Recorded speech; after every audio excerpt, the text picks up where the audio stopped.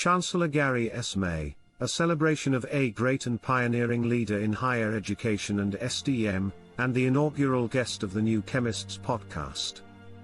The New Chemists podcast interview with David Joshua Ferguson and Chancellor May, 7th Chancellor University of California, Davis.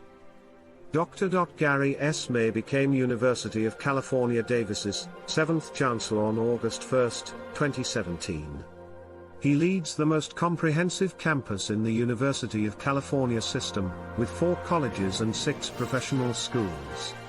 An accomplished scholar and engineer, Dr. May came to UC Davis after a 3-decade career at the Georgia Institute of Technology in Atlanta.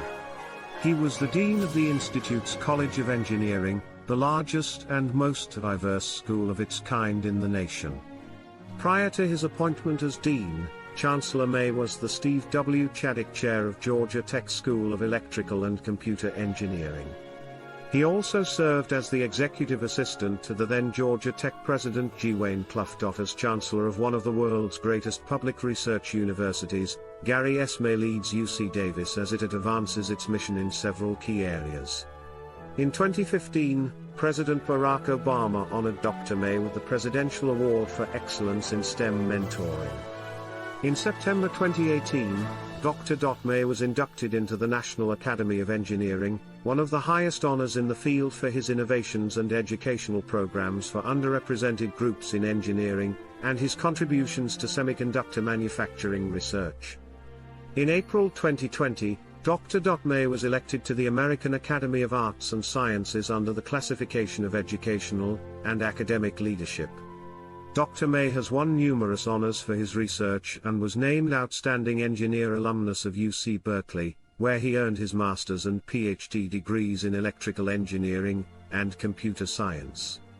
A prominent voice in higher education, Dr. May is married to Mrs. Lachelle R. May, a software engineer with CNN. They have 2 grown daughters, Simone and Jordan. Good afternoon, Dr. May. Thank you again for joining us on the New Chemists podcast. To be a part of my current career, I've had mentors that have guided me in how to be statesman, like how to be a better public speaker, again, what associations are important for you to continue in and others that are not as important, because there are many demands on your time in this role. So I had some good advice about what organizations would be useful to be a part of and for what other associations it's better to delegate. I always say there's 3 aspects of anyone's success. One is obviously some talent. You have to have some innate ability. The other is you have to work hard, you have to have a work ethic. You have to try to use that ability to accomplish something. And then third aspect is the one that's the least in your control, is you could call it luck, you could call it serendipity, you could call it being blessed. What specific ways have you been adaptive or creative in the field of science? Well, I think what I like to do is look for analogies.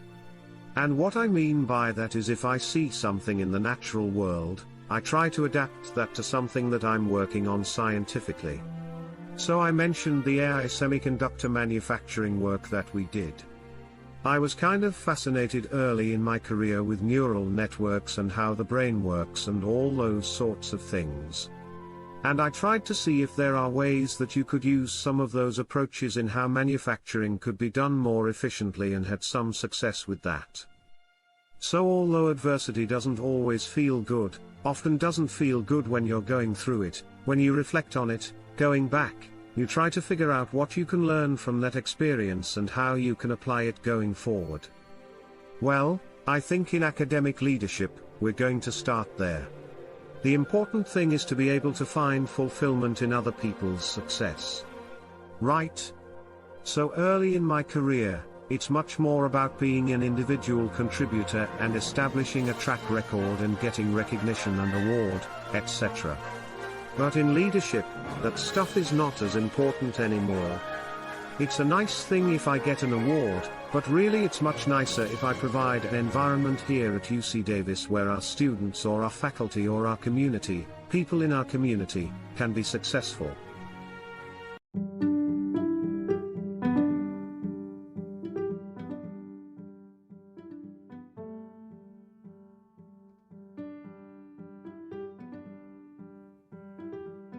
You are very important, especially to us here at the New Chemist podcasting group. You listening in is significant.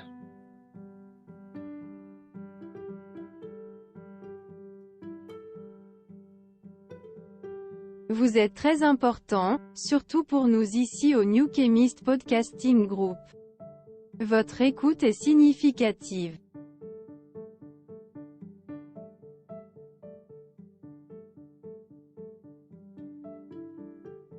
Usted es muy importante, especialmente para nosotros aquí en The New Chemist Podcasting Group. Usted escuchando, es significativo. Você é muito importante. Especialmente para nós do The New Chemist Podcasting Group.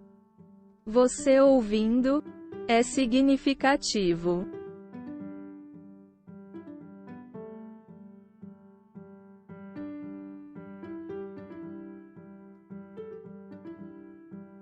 Είστε πολύ σημαντικοί, ειδικά για εμάς εδώ στο The New Chemist Podcasting Group. Το να ακούς είναι σημαντικό.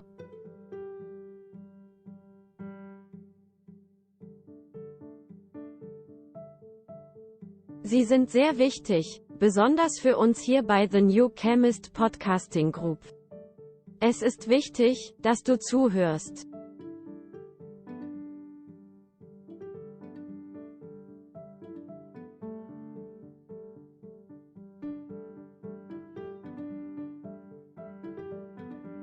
Je bent erg belangrijk, vooral voor ons hier bij The New Chemist Podcasting Group.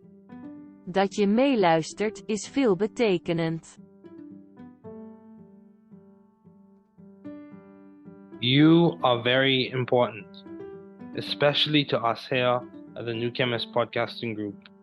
You listening in is significant.